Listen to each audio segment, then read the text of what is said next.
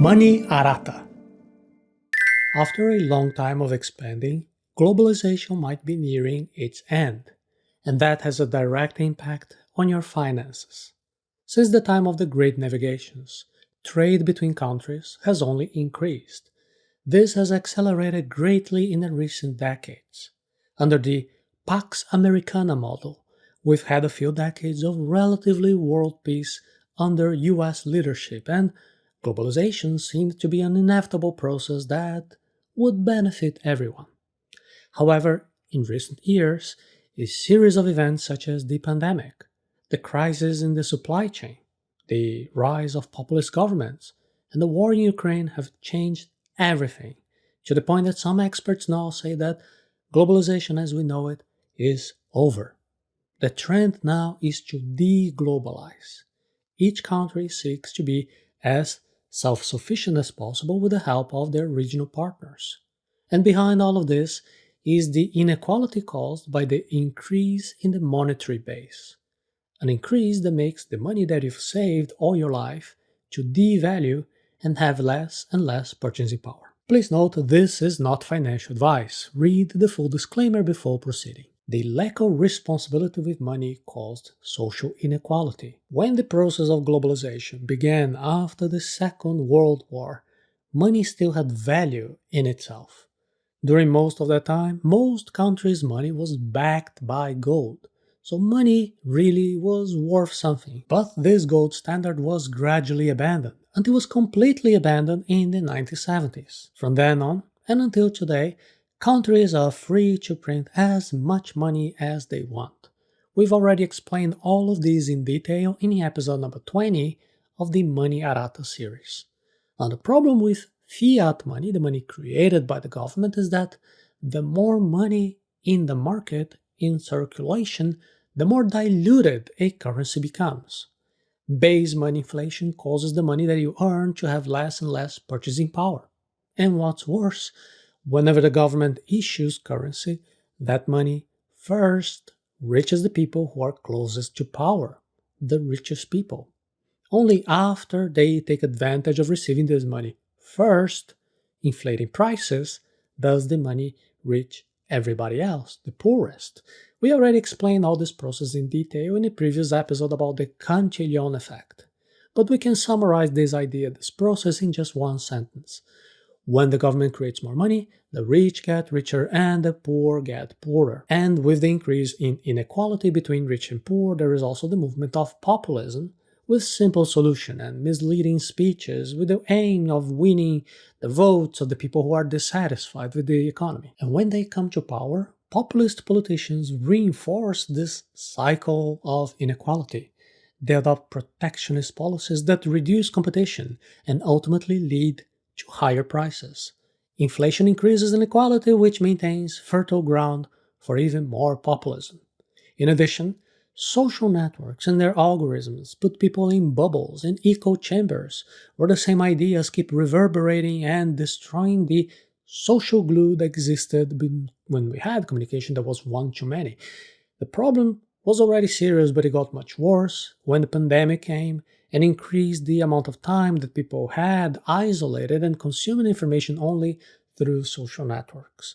The result of all of this is extremism that we see today in the governments of so many countries.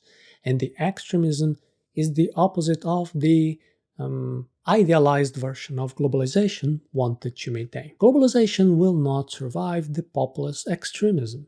A world politically divided will cause a world to be economically divided. The populist extremism that is in power in several countries is the opposite of the idea of globalization.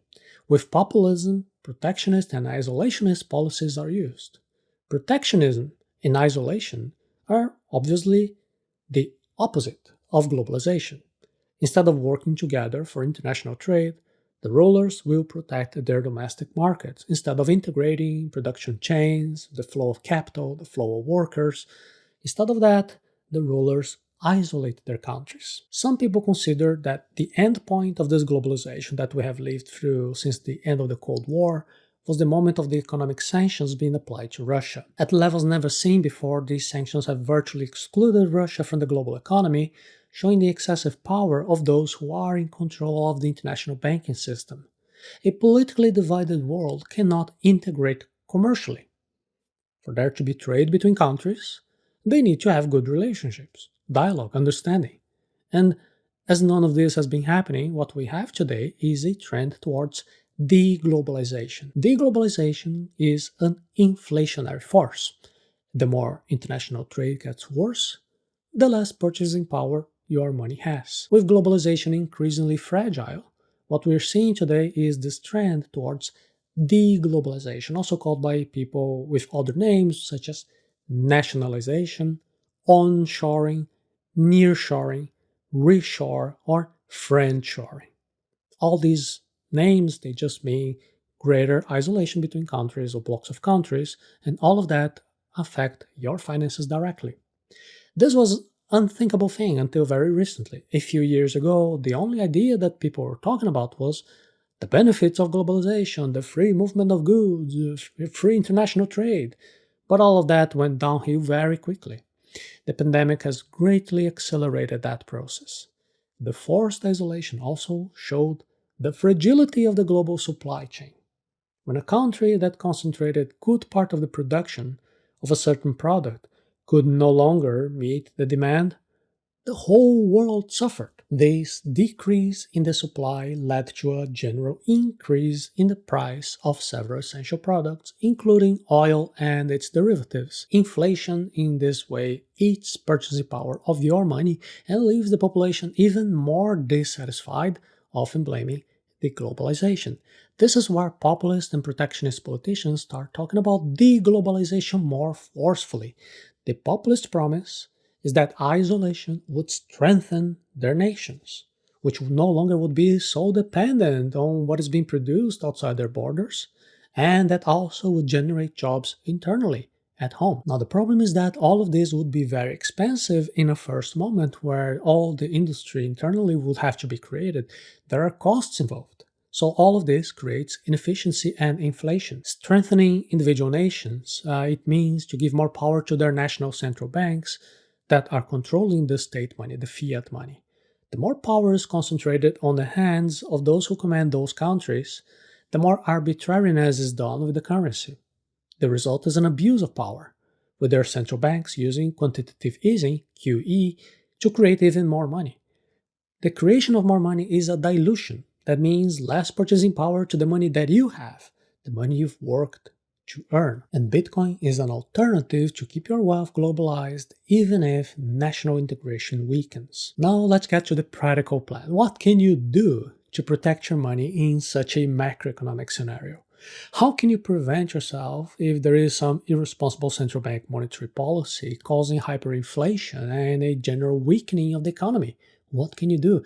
What if interest rates keep rising to the point where the price of every stock that you have in your investment portfolio crashes even more? Well, one option is to invest part of your money in the currencies of other countries with stronger currencies. In times of global crisis, the US dollar is the most recommended alternative, especially when the Fed keeps raising interest rates. We already talked about all of this in detail in the episode number 20 of the Money Arata series. And another, less usual option is to invest part of your money in Bitcoin. Bitcoin is real money with no central authority that can issue new units suddenly and thus dilute what you already have. It is a truly scarce good, and the tendency is for Bitcoin to retain value even in the long term. In addition, Bitcoin is borderless money. It is on the net, it is immaterial, it cannot be confiscated by authorities. Just remember your keys in your memory and you can have your Bitcoins anywhere in the world. Bitcoin cannot be stopped. It cannot be controlled by a few. It cannot be excluded from the international financial system because it is the system itself. With Bitcoin, it doesn't matter if globalization disappears or if total deglobalization happens. It doesn't matter. By definition, your Bitcoins will always remain international, always free from the arbitrariness of this or that particular ruler. Of course, the general state of the economy will still influence your wealth, but at least you've stripped away some of your wealth from this unnecessary layer of risk, the political risk. the risk of having your future controlled by the decisions of just a few people who prefer isolation to global integration. The lack of responsibility with money creates an increasingly unequal world. And this inequality has very serious consequences which could be destroying globalization and leaving countries increasingly isolated.